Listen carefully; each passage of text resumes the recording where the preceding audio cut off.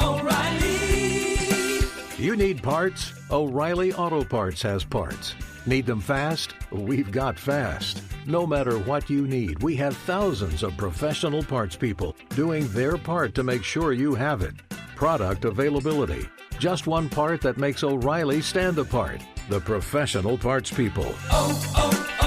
O'Reilly Auto Parts. Outdoor adventure won't wait for engine problems. Things like hard starts, rough performance, and lost fuel economy are often caused by fuel gum and varnish buildup. Seafoam can help your engine run better and last longer. Simply pour a can in your gas tank. Hunters and anglers rely on Seafoam to keep their engines running the way it should the entire season. Pick up a can of Seafoam today at your local auto parts store or visit seafoamworks.com to learn more. There's nothing like snook hook sets at dawn or catching a tarpon in the moonlight. Find your next fishing trip made easy on fishingbooker.com and experience the magic of the Sunshine State or any other destination on your fishing bucket list. Book a blue water adventure in search of sailfish or go snapper fishing with the kids. With over 6,000 captains and trips to choose from, planning your next one just got a whole lot easier. Download the Fishing Booker app on the Google Play or App Store or visit them online at fishingbooker.com to book your trip today.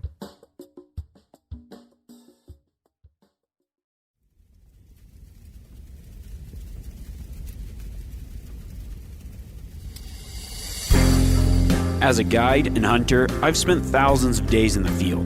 This show is about translating my hard-won experiences into tips and tactics that'll get you closer to your ultimate goal, success in the field. I'm Remy Warren. This is Cutting the Distance. Welcome back, everybody. It's that time in the podcast where I'm introducing your questions, those burning questions that you've had. I might be talking about something. You're like, wait, but what about this? How does this relate to where I hunt? All those great questions will soon be answered as we dip into the mail sack. I know the last couple of podcasts, if you missed them, you should go back and listen because we covered how to get a tag. We covered a lot of stuff about the draw process and where to apply, how to apply, and then did kind of a state-by-state breakdown. And I think that that was very helpful for a lot of people. I know here at the Cutting the Distance mailroom, I just made that up. We don't have a mailroom. But I got a lot of questions regarding that topic. And that's great. That's awesome because a lot of people are interested. They're starting to plan things out and they want a little more knowledge. So we'll cover a lot of that today. I also got a lot of questions on archery stuff from the archery series we did prior to that.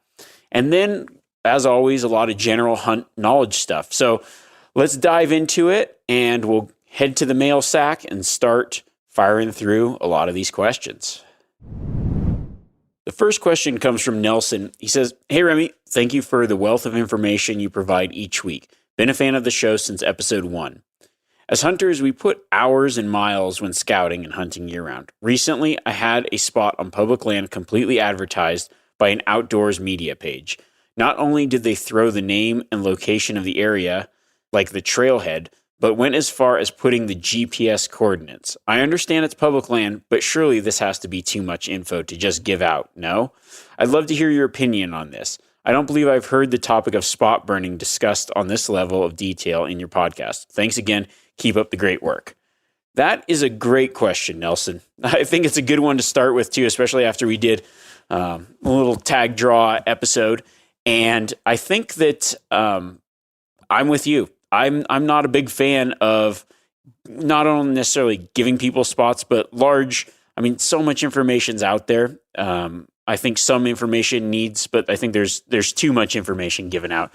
Nothing worse than having your spot burned. I've had my spot burned by magazines many times, and I've kind of always been the type that as a hunter, I feel like I put in a lot of effort to figure out where I want to hunt, or not even necessarily for me, but just for other people that might hunt the areas that I like to hunt. I'd hate to blow it up. I know many years back, one spot in particular, I had, it was just a place that I deer hunted, and it was incredible deer hunting. I mean, I think some of the best mule deer hunting you could ever encounter. And a friend of mine was like, wow, this spot's really good. There's lots of 200-inch bucks. There's lots of bucks. Why is this spot not in this certain, at the time it was the Huntin' Fool magazine, as like one of their spots? So he called them, talked to him about the area. And then, of course, the next year, that area was the number one pick in Hunting Fool. And since that point, we used to be able to draw that tag every year. And since that point, it's become a 0.0% chance of drawing. Now, is that particularly the sole reason that it was that? Absolutely not. More people started figuring out about the area, and over time it just becomes more popular. That happens. But also you kind of feel like, oh man, something that I really enjoyed or an area that was kind of under the radar got put on blast. And those things happen all the time. I know actually when I put last week's podcast out, I promised giving away a great elk hunting spot. And somebody said, oh, you're going to piss a lot of people off that you didn't actually give a spot. And my thought was, I'm actually going to get props from a lot of people saying, oh, he didn't blow up a spot. Because, that's the thing about hunting. One place in particular isn't necessarily better than others. It's a place that maybe people overlook. Maybe it doesn't have all the focus on it. So it ends up being a place that you enjoy hunting or whatever. When you start to really pinpoint one place, I think it just misguides people into saying, oh, here's a good place to hunt. More people show up there, and it actually decreases the hunting experience and becomes not a very good place to hunt. So it's kind of a catch-22. You put something out there like that, and then you see a rapid decline in the quality and the type of hunt that can be. So I absolutely don't like when somebody burns a spot. I don't like when somebody burns my own spots. I try to never burn spots. I know there's states that I hunt, or places that I hunt. Many times I won't even share the state of the place that I'm hunting, or I try to keep out like exact locations on things that I think are kind of sensitive and could really blow up real fast. But that's part of it too. I think that there's got to be a balance between sharing but not giving super specific things. So it's too bad they did that. It's very unfortunate. I don't know where it is, and I don't really probably wouldn't want to draw attention to it anyways. Also, when people send in their questions, I try to keep places that people say like, oh, I live here or I hunt this particular area. I actually keep that out of the questions intentionally, even though people put them in the questions, because I don't want somebody else to get their spot burned or just have a lot of traffic just because it seems to get a lot of attention. And honestly, doing what I do, the podcast and helping people get out there, I feel in some ways responsible for additional hunters in places where people hunt. And that weighs on me in many ways, though. It's one of those things where I kind of think like drawing attention to certain types of hunts, over-the-counter elk hunting, mule deer hunting, even just like hunting certain seasons and other things that I show on my videos a lot or on social media. And I see those become more and more popular. Things like hunting axis deer I've seen become more popular.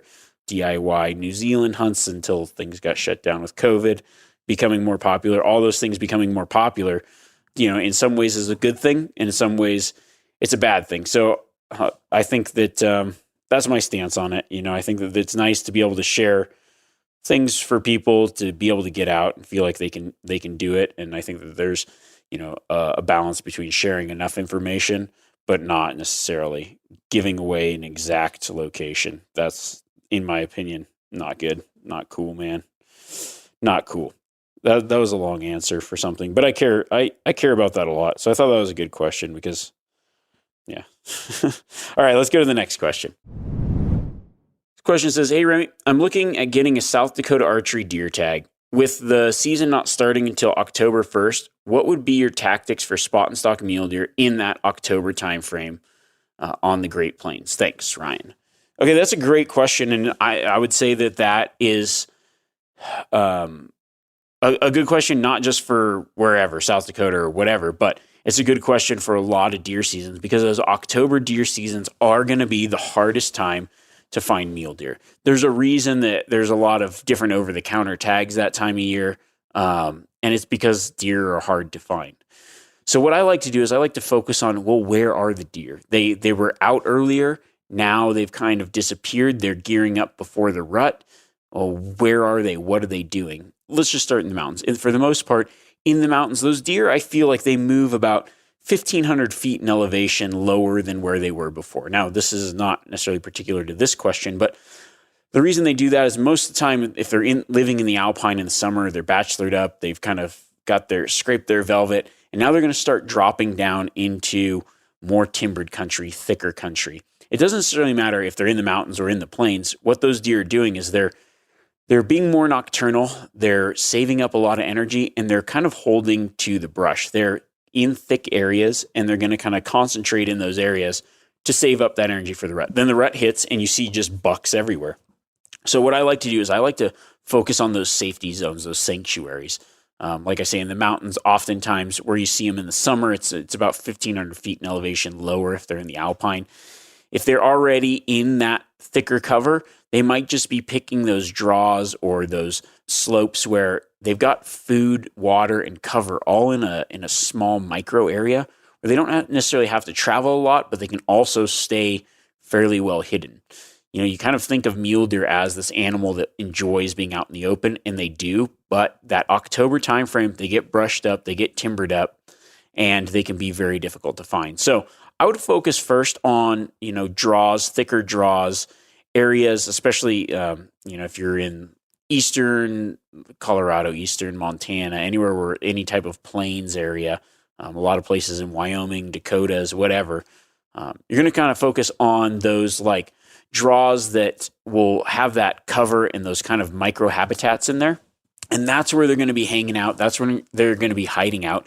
You might start seeing some younger deer around does. So if you find pockets of does, and you aren't really specific on like, I don't really care what size buck I get, I just am looking for a buck, then you can focus on those doe groups because you will get younger deer kind of bumping into them early. But for the bigger, more mature bucks, you're going to want to find those spots where they're going to be off on their own, probably rolling solo right now. Those bucks will be by themselves in areas where they might be moving real early in the morning and right before dark at night, and then kind of timbered up or brushed up and just secluded during the daytime. So they aren't going to be very visible. So you're going to want to hunt those areas. I do a lot of still hunting, glassing into pockets, and then just finding anywhere where it has that, where you can kind of focus on those good areas, look for sign, and you'll start picking out more bucks, more deer. This question says, "Hey Remy, Mike from Long Island, New York here. Thanks for the great archery shows. I'm wondering how I could determine my effective range. At 30 yards, I can shoot 10 arrows and all will be within the size of a salad plate. 6 or 7 will be closer to the center, but there is usually a couple on the outer circle. At 40 yards, I only get a bit better than 50% into the dinner plate size circle. I hunt turkeys and whitetails. I feel like 40 yards is out of my range. Would you agree?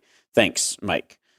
Yeah, Mike, I definitely think, when you're talking about your effective range, I like to think of it as at what range am I 100% confident that arrow will hit where I'm aiming. And I like to say, I don't know, like within rifle shooting, you've got kind of like this minute of angle idea where it's 1 inch at 100 yards, and that's like a sufficient group. I think with archery, I kind of keep that like 3-inch circle as my primary, like this is what I'm aiming for within that 3-inch circle. It's most of those block targets, Reinhardt targets, whatever. Those circles are what I try to keep my arrow in. But you got to understand, well, what am I hunting and what's the size of the vitals and how am I going to know that when I release that arrow, I'm going to make an ethical, clean shot. I would definitely agree with you. I think at 40 yards, if you're only getting 50% in what would be that vital zone, that's too far. So what you want to do is you want to start practicing. If you want to get out to that 40 yards, start tightening that group up at 30, where you can get, I think I'm assuming like a salad plate's like 6 inches. That's still within the kill zone of a deer, If you're shooting traditional gear, then like that's a great group. If you're shooting like a modern compound, you could definitely tighten that up a bit. And that might just be with some tweaks in your form, some tweaks in your grip, maybe just some tweaks in just practicing a little bit more. But I think that, the 40 yards, I would say, is a little far out of your range just based on the type of groupings that you're getting. So that's just something to keep in mind. And I think that's a great question for anybody getting into it. They go like, hey, how far can I shoot? And a lot of it has to depend too on, how comfortable is the animal you're shooting at? How comfortable are you when you're drawn back? I mean, there might be that instance where a deer walks out at 30 yards and you're shaking like crazy, it's freezing out, and now you go, okay, there's no way I can make this shot.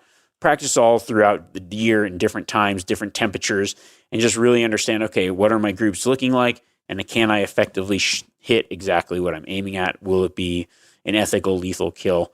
And go from there. And that's all on you when you're out in the field. So that's a great question. I like that. Okay. This is a little bit longer question, but I like the content of it here. So it says, hello, Remy. I recently listened to your application season part 1 podcast, and I enjoyed the state breakdowns as well as what your thoughts were on how one could look at each state depending on what they are looking for in a hunt. My question is about how someone who is coming from back east and only having 10 days to hunt, but also would like to hunt 2 species if possible, how should one go about applying for such a hunt and then executing a plan for said hunt? For example, I have been wanting to do a Wyoming mule deer and pronghorn combo rifle hunt for a couple years now. By the time that I will apply, I would have 3 points for each species. I'm aware that deer is by region and pronghorn is by unit. Should I get a region tag as close to my pronghorn unit as possible? And 2, and the second question would be, would it be best to hunt pronghorn first and get camp meat, or hunt hard for deer, then use the last couple days to hunt for pronghorn, just to make sure I have meat to take home? 3 is most units that he would draw, and he says, at my point level, I have less than 30% public land or checkerboard with BLM private. How would I e-scout that, as well as access it when I get there? Thanks. Always enjoy your podcasts and glean so much useful information and tactics from them. Happy hunting. That question came from Andrew. That's a great question, Andrew. So I'm just going to break it down from the start here. So he's wondering about adding a combo hunt. You're coming a long ways. You've got 10 days to hunt. It makes sense to hunt 2 animals, and I highly suggest it. A lot of trips that I take, it's awesome to be able to do a couple different species or maybe a couple different tags all in one. Before I get into the logistics of it, I will say this. I've noticed that if you focus on hunting 2 different things, then you're sometimes strapping yourself and you kind of end up with nothing. I wrote an article quite a few years back about the art of the combo hunt. One of my lines in there was, put first things first. So whatever you are more interested in hunting, I would spend the majority of the time hunting that. What I like to do on any kind of combo hunt is sometimes people go, okay, well, I'm going to go, I've got an elk and a deer tag, so I'm going to go hunt where I can find elk and deer. I think you're going to be a lot more successful finding a spot where you can find elk and then going hunt the best spot for elk and then hunt the best spot for deer. So the same is going to go for here. You're going a long ways. I would say pick a good spot for deer and pick a good spot for antelope. If they are right next to each other, that's going to make it a little easier, especially pronghorn and deer, because pronghorn are kind of out all the time in the middle of the day, so you can kind of hunt them in the middle of the day. But you might be cutting your deer hunt, like not doing your deer hunt enough justice by doing that. So I would definitely separate them out if it were up to me, because pronghorn can be an easier hunt. I'd pick an area where it's like, hey, good numbers of public land, good numbers of access, good numbers of antelope. And then I would just dedicate, like you say, a few days to that. I would probably do that maybe at the beginning of the trip or at the end of the trip. It doesn't really matter. One thing you got to think of is if you get an antelope, you're probably going to get an antelope. So if you get it early, you've got to deal with the meat throughout that time, but you will have some camp meat to eat while you're there. If it was me, I think I would probably go after the antelope first and then hunt the deer, only because I know that I would kind of be in that mindset that I'm going to be successful. And then that way you can spend the rest of the time looking for a good deer or taking that harder hunt and then putting it till the very end.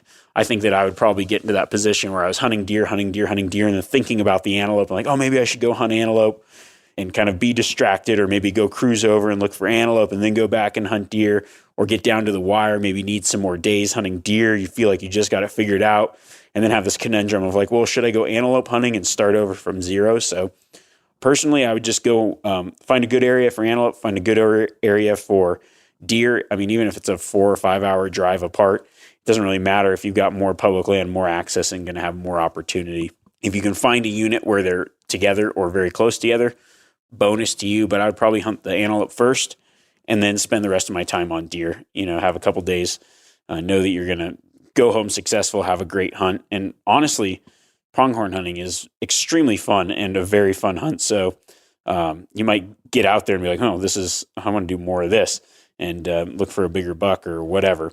But that's what I would do. So the second part to that question, how would I e-scout the access? What I do is I go on my onX maps and I turn on the layer. There's a layer for, if it's national forest, well, it sounds like this is checkerboarded with a bunch of private and other things, but you can check the road access, especially on the national forest. Some things you might have to do is change the layers to like a forest map, or there's like different layers for roads. There's also different layers for maps. You can see some of the accesses on those roads. Other ways would be like contacting the Bureau of Land Management in the area, saying like, hey, do you have a map or a recommended map that'll show me legal road accesses? Because not all roads that go through private are public accesses, public easements to that public land, unfortunately. So, one way to do it, obviously, look on your, I use onX a lot, shows you which roads you can use in most instances. It shows it really well with Forest Service, but it doesn't necessarily show it really well with BLM. It'll have like a highlighted layer where you can see, okay, this road goes all the way from a public road, and this is clearly a public road. But if it shows it where it's private and then starts beyond it, maybe you don't have access. So the best way would be to contact like the land agency in that area, the field office, and ask them about certain accesses, or just like which maps show the accesses. And a lot of that you can also find online through like the BLM website or the Forest Service website. So that's a great question. And it can be, some of that's just, knowledge of boots on the ground, where the accesses are, where it's gated off, where it's not. But that's one way to kind of figure out where can I access and get access when I'm so far away, looking at it on a map. You may not be able to tell right away. So you might have to just kind of find those areas and then dig a little bit deeper. This question comes from Brandon. He says, hey man, big fan of your podcast. I have a question on elevation for elk. I live in Montana and was wondering, what elevations do you find most of your elk in each season? If you got time, it'd be sweet to see what your experience is. Thanks. That's a good question. It just really depends. It depends on the time of year, depends on the type of herd, depends on the temperature, the weather, what the previous winter did. Honestly, at any time of year, elk can be from the top of the mountain to the valley floor. Generally, you find them in those two spots too, the top or the bottom. But, as the season progresses, the top third, for any animal really, the top third of the mountain, if you broke a mountain into thirds, the top third is generally where most animals live. I think it's because they have like good access to water, cover, there's good habitat, and it's also generally harder to get to for hunters. You got to do some uphill climbing. There might not be roads and other things. So if I was just to give a blanket statement of what elevation, I generally cut the mountain into thirds, and that like looking at a mountain, make it into thirds, that third below the top is generally where I find most big game animals, and that's kind of like where I start.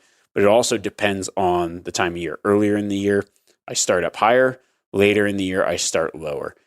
If the snows are really high, they're getting pushed out of that higher country, they're going to be a lot lower. Now, big bulls will stay the longest, so if you want a tough hunt but a good option to hunt big bulls, you will go find them in chest-deep snow for an elk.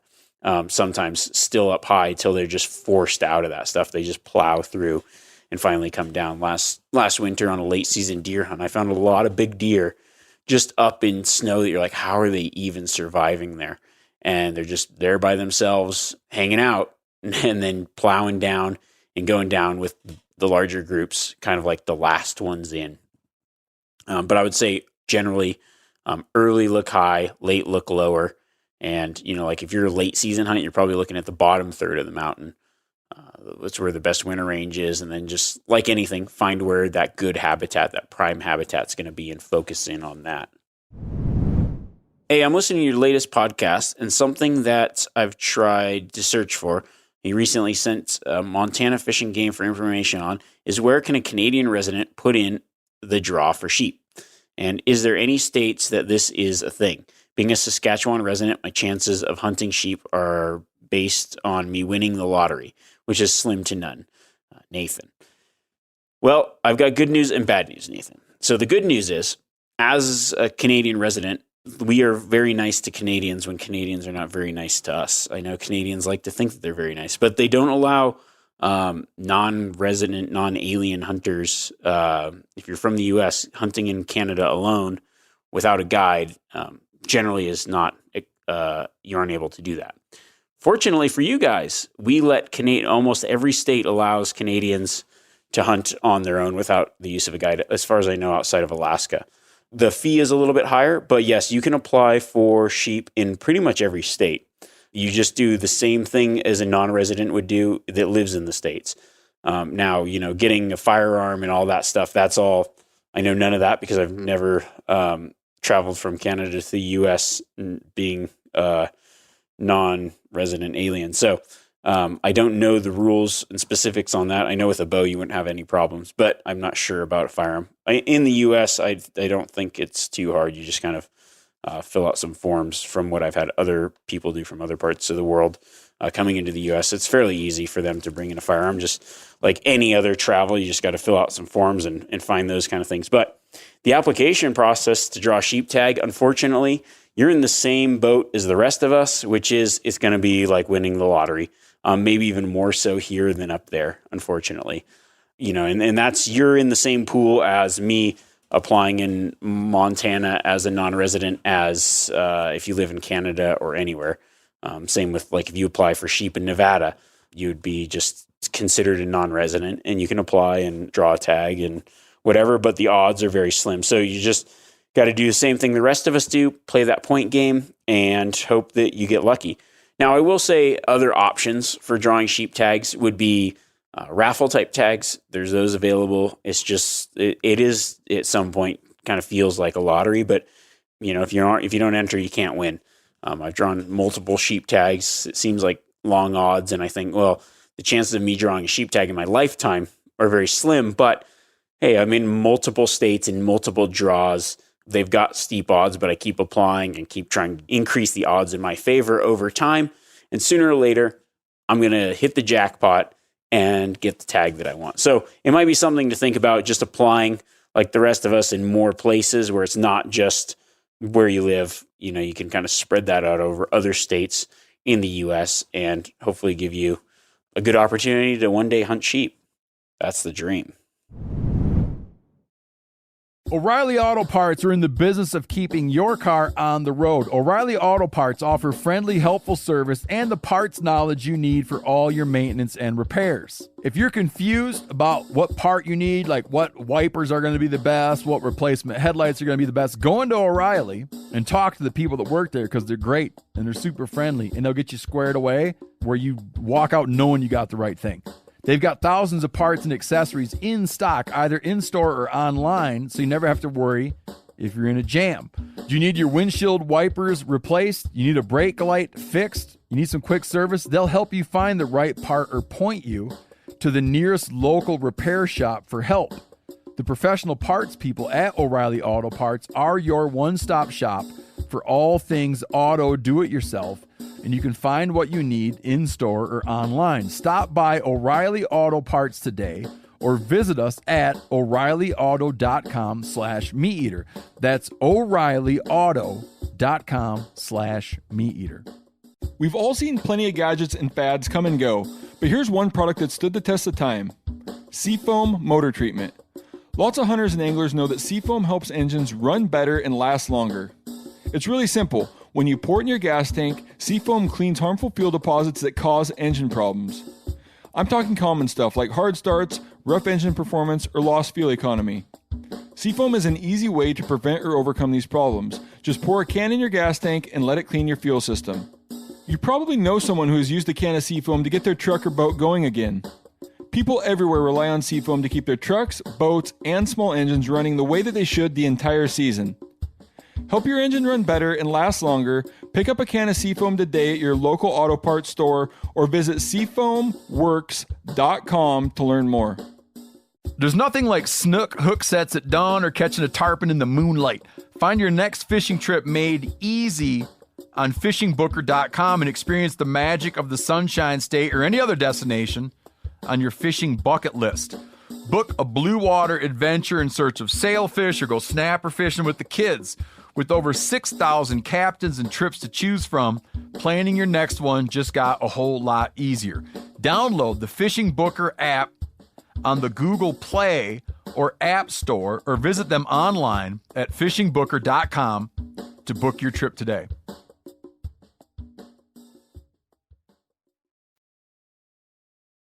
This next question says, I just got into archery and I really enjoy your podcast and your archery 101 to 202. I really appreciate all your help and knowledge. So anyway, I've seemed to be really shaky when shooting a gun or bow. I'm not great at offhand shooting, and I'd really try hard to not shoot an animal offhand unless I'm bird hunting.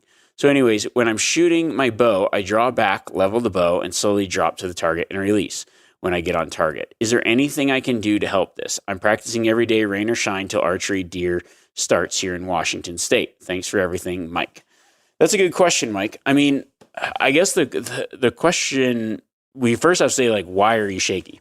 And I mean, I think that, some people naturally, it might be nerves, it might be another reason. But one thing you got to think about is you can't focus on the movement. I think too many people get wrapped up on that, like, I'm so unsteady, it's moving, it's moving, it's moving. And then that kind of creates a form of target panic in a lot of ways. One thing that I think you should try to do based on, just this brief description of the shot, I think what you should try to do is just focus on putting that pin and holding that pin on the bullseye for a certain amount of time. I mean, maybe it's 5 seconds, maybe it's 10 seconds. Hold back, stare down that pin, and just stare down that target. And just like look at it, put the thing on it, and shoot. And don't focus so much on the wobble. Focus on the target. You will be surprised how many of those arrows go in the bullseye. Your brain is a supercomputer, and what you're doing is you're focusing on the input that doesn't really necessarily make any sense to performing that operation. When you're at full draw, focus in on that target, let your pin hover over that target, and just let it be on that target for as long as you can. Let your shot go off, and you're probably going to find that arrow is very close to where you want it. I would just say focus less on the shaking and more on the target. Everybody moves. Shooting with movement is great, but I think based on the way you're describing your shooting, you're drawing back, you're anchoring, you're pulling it down, and then you're letting it go off. And what that's doing is you're anticipating and trying to shoot faster than holding it on the target because you're afraid that the shake is going to affect the shot, where what's actually going to happen is you're going to develop a bad habit, and you're probably going to, that anticipatory shot is going to, in the long run, probably play against you in many ways. So what I would do is not worry about being shaky, but just like focus in on the target, practice building up that strength to hold back on target, and practice holding on target, and not worry about the movement, but just focus in and let that shot go off. And you're going to find that you're probably extremely accurate. It's kind of like if you hunt birds, shooting birds flying. I know for me, when I think about shooting a bird and I'm aiming and I'm trying to do all this stuff, I generally miss the target.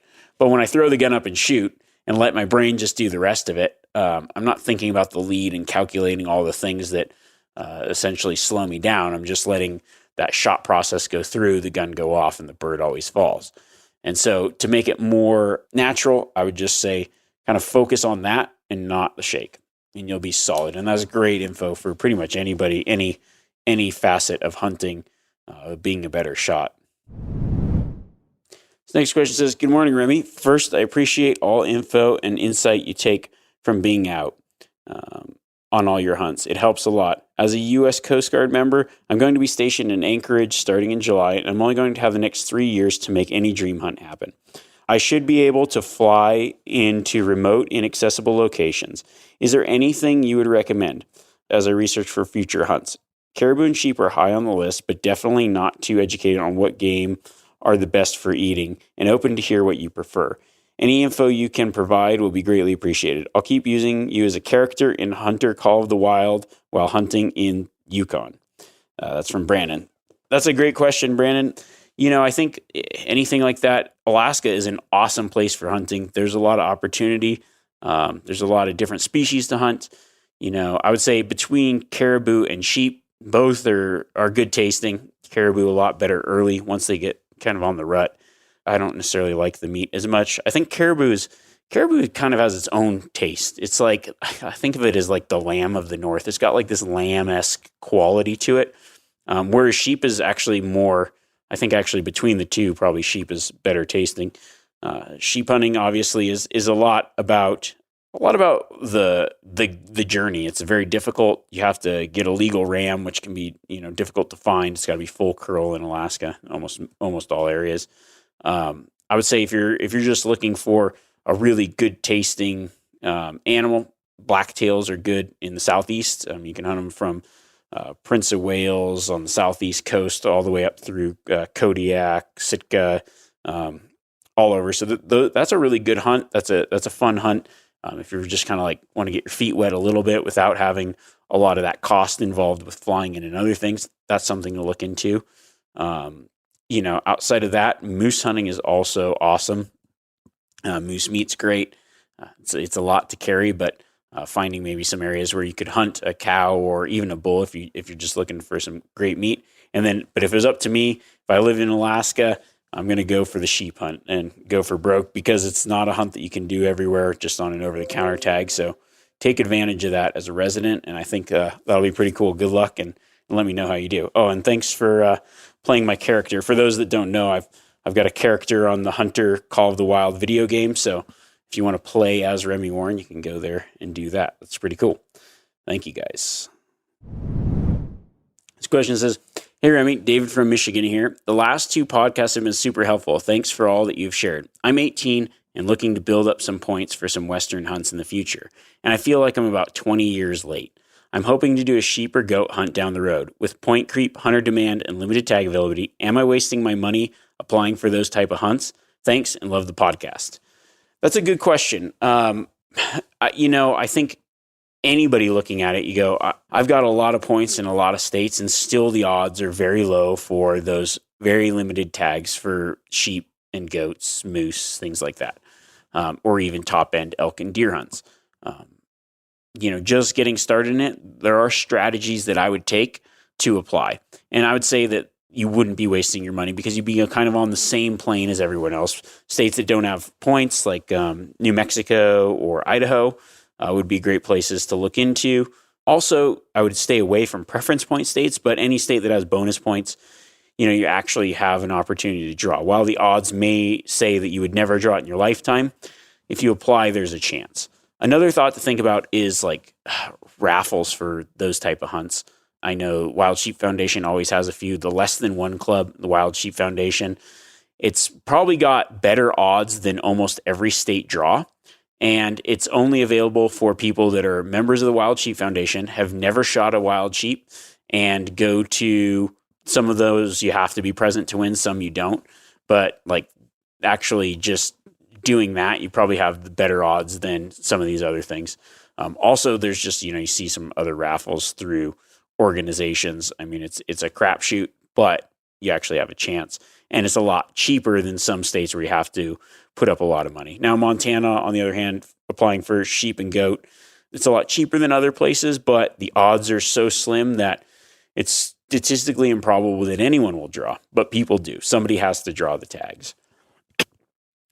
I say that to also say it really depends on how much you're willing to spend, how much you want to wait. I have friends that have taken the approach, and I've kind of done a combo of this approach, and I started this about when I was your age, 18. I've always been a person that's really good at saving money, especially for things that I want or whatever. I like to save up. I like to plan. Anytime I'd get a paycheck, I'd pull some of it out, and immediately put it into a savings account that I just never see. This is just good life advice. I started saving for retirement when I was 18, but I also simultaneously started saving for awesome hunts and kind of like a hunt budget, those dream hunts.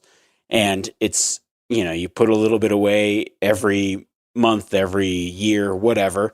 And over time, you're going to have enough to buy a Dall sheep hunt or possibly a mountain goat hunt in places like Alaska or Canada. The price of those is definitely going up, and it might take 20 or 30 years, but you're like, hey, at least that route you're guaranteed, and it might be the same price as applying in some of these states. I've got friends that are like, hey, this application thing is getting expensive. I'm just going to take the money that I would apply, put it in an account, and after X amount of years, go buy a hunt somewhere where I know I'll be guaranteed a deer tag, or maybe save up for a landowner tag, or some kind of tag where, the price tag is going to be big on it, but I've saved up over 20 or 30 years and I know that I'll be able to go on it. That's another option as well. Or you could do that simultaneously to applying. I like the luck route as well. I mean, I've personally drawn 4 sheep tags, 2 in a raffle and 2 through state draws. It is possible. It seems impossible. The more you do it, you're like, wow, that's pretty crazy. But I've been on the lucky end of a lot of those things. But I also know that in order to win, you have to play. And so I think that you really can't go wrong in some of those where everybody's playing that game. And that's pretty much the only way to get it. So I hope that helps and maybe gives a little insight into that. So I don't think it's too late. But I think that if it's something you want to do, you got to think about it, think about other options as well. Or join the Coast Guard, move to Alaska, and get a sheep tag, like our last question. That's another option as well. Okay, this question says, Remy, just getting interested in archery and have a passed down 40-pound longbow from the 1950s. It's a York wooden bow. The question is nocking the arrow. I see recommendations to have the white vein vertical when you nock. This makes one of the colored veins hit the bow and causes the arrow to wobble a bit before it straightens out. Do you nock a longbow differently than a compound? If so, why? That's a good question. Yeah, I mean, yes, you do nock a trad bow arrow a little bit different. There's a lot of reasons why people might nock them. I always put let's call like the cock vein, the off vein out. So what would be the bottom vein would touch the shelf, but there's none touching the riser. Now, a lot of the positioning of that arrow might just be a tuning factor of having the wrong kind of flex in your arrow. So your bow, that bow may not be in tune. Some people, I've actually got one bow where the arrows I'm currently shooting, if I put the cock vein out and I shoot that, it hits a little left even with them canted. So I turned it and put it like in more.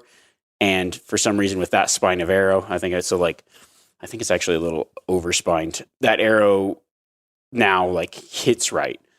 So it might be something about tuning it, or some people have problems with the veins hitting their hands or whatever because of their grip. But for the most part, I think it's pretty standard to put that vein out. And then, with a compound bow, you don't want it touching anything because you have a rest on there. So, if you've got a stationary rest, not a drop away rest, then you want those veins to go through the rest and not hit the rest. So that would be, yes, I mean, most of the time your vein would either be up or down on a compound bow.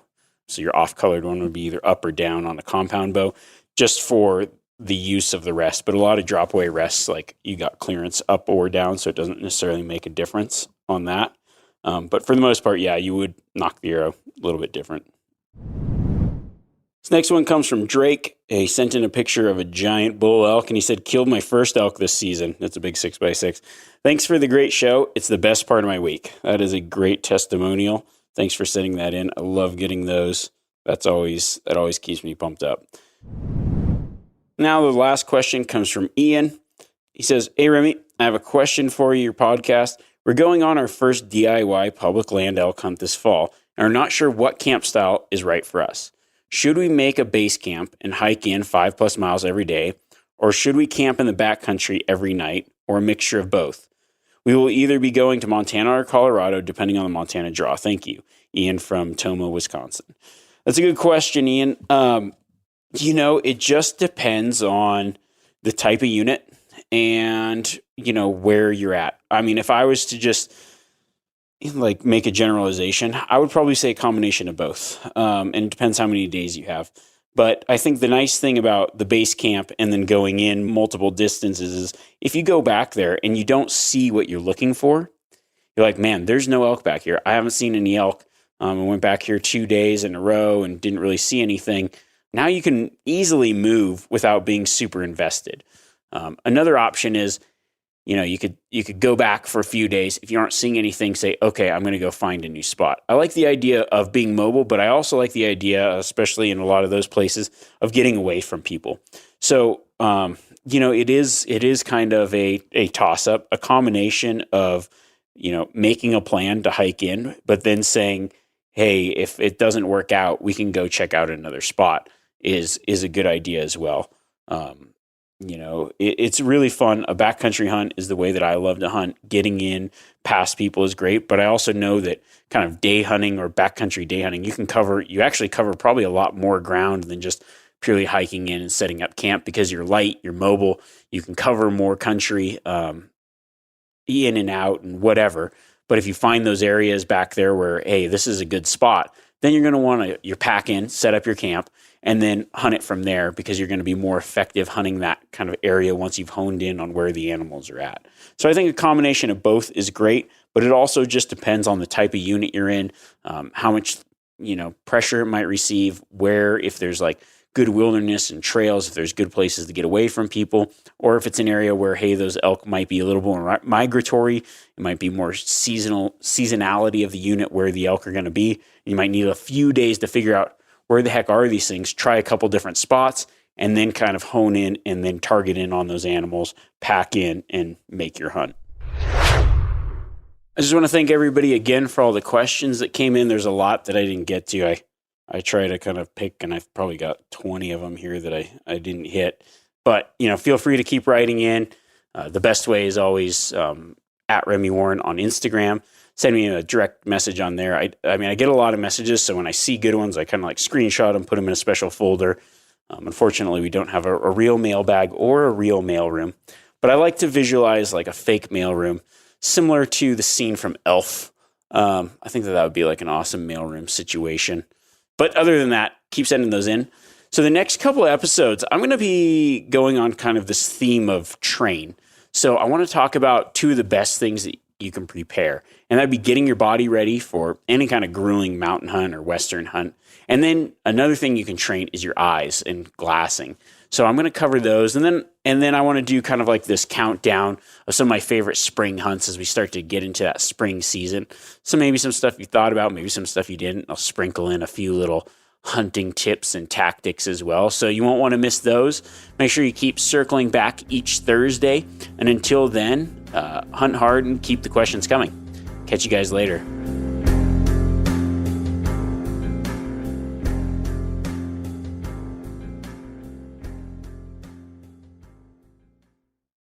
Outdoor adventure won't wait for engine problems. Things like hard starts, rough performance, and lost fuel economy are often caused by fuel gum and varnish buildup.